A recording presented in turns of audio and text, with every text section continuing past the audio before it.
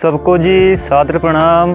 जय श्री राम, आनंदम भारत, जय सनातन धर्म, जय माँ भारती। जाखू मंदिर का इतिहास काफ़ी पुराना है।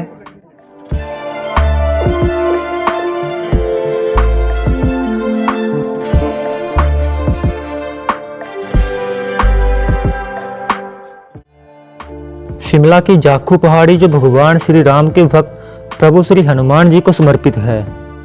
शिमला की सबसे ऊंची पहाड़ी जिसकी समुद्र तल से ऊंचाई 8048 फीट है। इस ऊंचाई पर बना हनुमान जी का मंदिर एक प्रसिद्ध मंदिर है। जाखू हनुमान मंदिर में प्रतिदिन देश विदेश से बहुत से लोग दर्शन करने आते हैं। मंदिर परिसर में पहुंचने के लिए माल रोड तथा रिज मैदान शिमला से बड़ी आसानी से पहुंचा जा सकता है। शिमला शहर से लगभग 6 किलोमीटर की दूरी पर यह पावन स्थल है जो आस्था का एक केंद्र है। देवभूमि हिमाचल प्रदेश की इस जगह के बारे में कुछ मान्यताएं हैं जो रामायण काल से जुड़ी हैं। जब सत्य की स्थापना के लिए और सनातन धर्म की रक्षा के लिए भगवान श्री राम जी का युद्ध रावण से चल रहा था, तब युद्ध के समय लक्ष्मण जी मूर्छित हो गए थे। मूर्छित होने पर भगवान हनुमान जी संजीवनी बूटी लेने हिमालय की ओर आकाश मार्ग से जा रहे थे। तब उनकी नज़र यह पहाड़ी पर एक तपस्या कर रहे यक्ष नामक ऋषि मुनि पर पड़ी। फिर हनुमान जी संजीवनी बूटी का पता करने जाखू पहाड़ी के जिस स्थान पर उतरे थे, वहाँ उनके पद चिन्हों को संगमरमर में बनवाकर रखा गया है। इन्हीं यक्ष नामक ऋषि नाम के कारण इस जगह का नाम जाखू पड़ा। हनुमान जी इसी स्थान से संजीवनी बूटी लेने द्रोणगिरी पर्वत की ओर निकले थे। बाद में ऋषि यक्ष जी को दर्शन दिए और मूर्ति प्रकट हुई। यह प्रतिमा आज भी भव्य दिव्य मंदिर में है।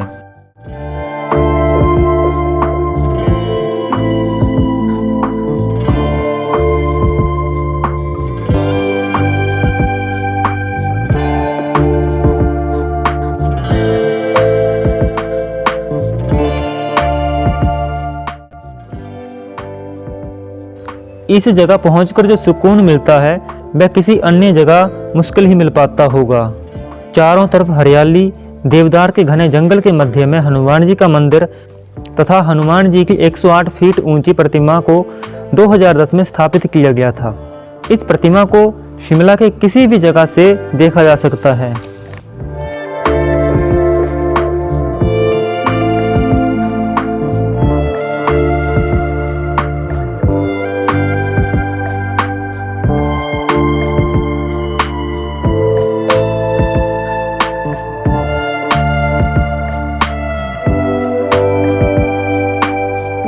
हमारी संस्कृति तथा धर्म को बचाने और जब जब धर्म की हानि हुई तब तब परमात्म सत्ताएं, ऋषि सत्ताएं इस धरती पर अवतारित हुई और इस धरती की सनातन धर्म संस्कृति की यह दिव्य परमात्म सत्ताएं अभी भी रक्षा कर रही हैं।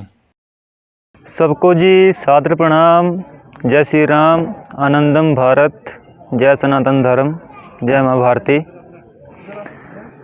जाखू मंदिर का इतिहास काफ़ी पुराना है। कई युगों पुराना है। ये श्री राम प्रभु जी के समय का है, जिस समय युद्ध चल रहा था लक्ष्मण जी का मेघनाथ के साथ। तो उसके द्वारा राक्षस मेघनाथ के द्वारा उनको मूर्छित कर दिया था अस्त्र के प्रहार से।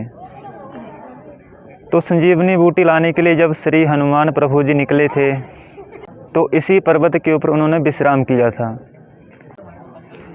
और इसी जगह से प्रभु श्री हनुमान जी द्रोण पर्वत की ओर चल दिए थे संजीवनी बूटी लाने के लिए। ऐसे देवताओं को हमेशा अपने दिल में रखना चाहिए और अपने जीवन में ऐसे ही व्यक्तित्व को उतारना चाहिए। मैं बात करना चाहूँगा हनुमान जी के बारे में।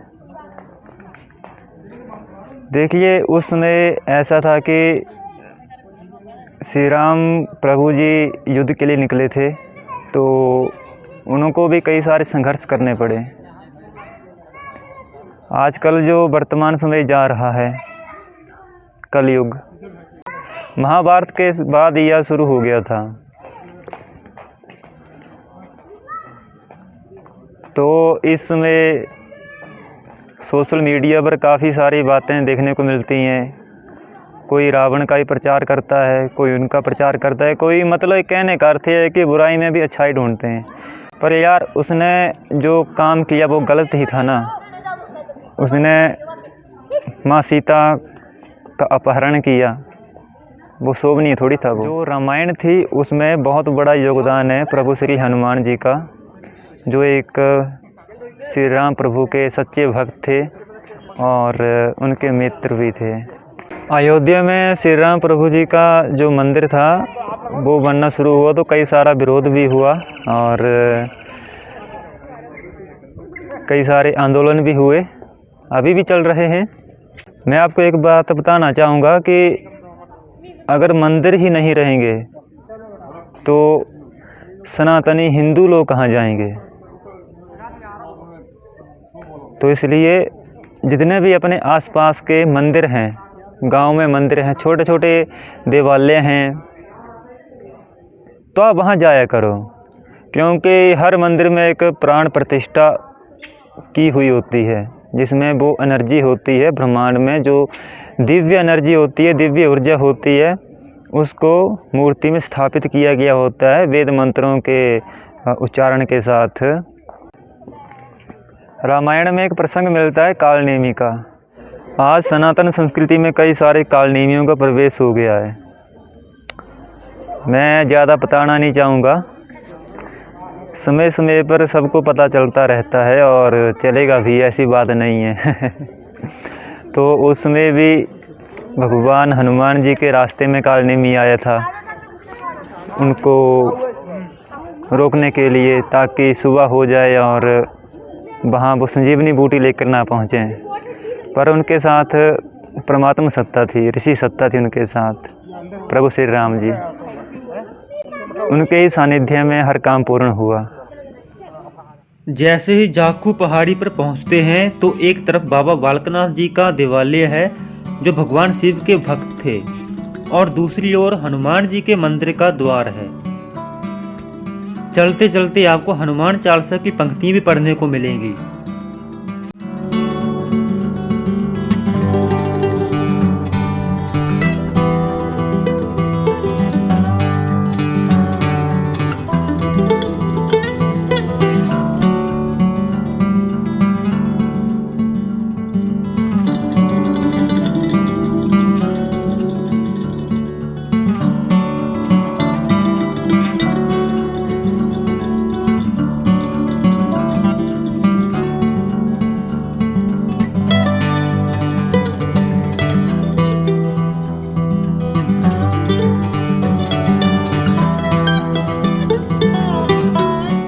प्रकृति की सुंदर जगहों में एक और जहां सूर्य उदय होता है तो दूसरी तरफ सूर्य अस्त होने की बेला का भी सुंदर मनोरम नज़ारा दिखता है।